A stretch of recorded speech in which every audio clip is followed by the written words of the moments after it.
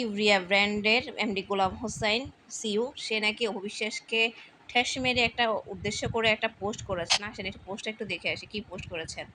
এটাই অনেকে বলছেন এটা অবিশ্বাসকে নাকি ঠেস মেরেছেন। যাই হোক কি লিখেছেন দেখেছেন, কারো রিজিক নষ্ট করতে গেলে নিজের রিজিক কিভাবে টান পড়ে। আপনি সেলিব্রিটি অভিনেত্রী বলে ভেবেছিলেন সারা জীবন মানুষকে আপনার কথায় নাচাবেন। আপনার ইশারায় কিছু ইনফ্লুয়েন্সার আর কোরিওগ্রাফার নিজেদেরকে অনেক কিছু মনে করে ফেলেছিল। এখন আপনি কোথায় শুনেন, সবারই একটা সময় থাকে, সে সময়ের উপর নির্ভর করে আপনার আগামীটা কেমন হবে। আরেকটা বিষয় মাথায় রাখবেন, দুনিয়াতে লাখ লাখ ব্যবসা প্রতিষ্ঠান আছে, সবার ব্যবসা প্রতিষ্ঠান ইনফ্লুয়েন্সার আর সেলিব্রিটি এঙ্গেজমেন্ট লাগে না। তারা কি ব্যবসা করে খাচ্ছে না?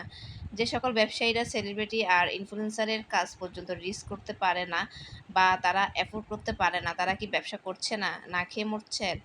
না, তারাও ব্যবসা করে যাচ্ছেন এবং ভালোভাবেই করে যাচ্ছেন। অহংকার মুক্ত থাকুন, উপরওয়ালা ভালো রাখবেন। কখনো কি হয় বলা যায় না, গরিমা করা থেকে বিরত থাকুন। এই পোস্টটা নাকি আমাদের মাসি অপবিশ্বাস ভণ্ডবিশ্বাসকে নাকি বলেছেন। এই তো একদম ঠিক বলেছেন, অপবিশ্বাস প্রচুর হিংসুটে আর অহংকারী, কাউকে যে সম্মান করে না, ইন্টারভিউ দিয়ে মানুষকে অপমান করে কি পারদর্শী সে। মন থেকে বলছে আমিও ঘৃণা করি এই মহিলাকে। দেখেছেন, আর মাহফুজ কাদেরিও এটা লিখেছেন। মাহফুজ কাদেরি এই ক্যাপশনটা দিয়েছেন যে কখনো কাউকে অভিশাপ দেনি, যত খারাপই হোক না কেন, কিন্তু আমার সাথে যে অন্যায় উনি করেছিলেন, হয়তো আরও অনেকের সাথেও করেছেন, সেটার জবাবও অলরেডি পেয়ে যাচ্ছেন। ভয়ঙ্কর অহংকারী ফেরাউনের পার পায়নি। তাই আমার মনে হয় এদের চেলাপেলাদেরও এটা থেকে শিক্ষা গ্রহণ করা উচিত।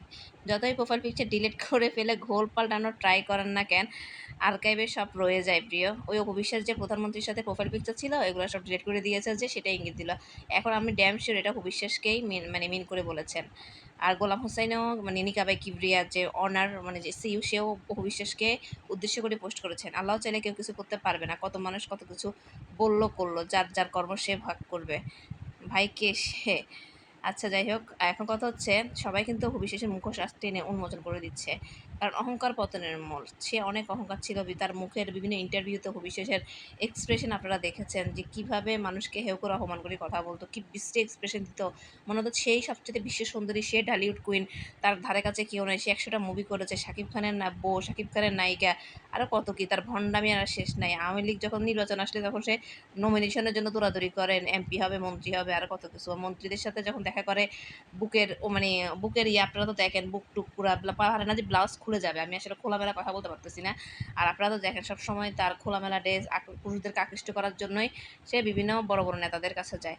যাই হোক, আস্তে আস্তে তার মুখোশ সবাই চিনতেছে, সবাই পোস্ট করতেছে, এটাই আমরা বুঝতে পেরেছি। আসলে ধর্মের কল বাতাসে লড়ে।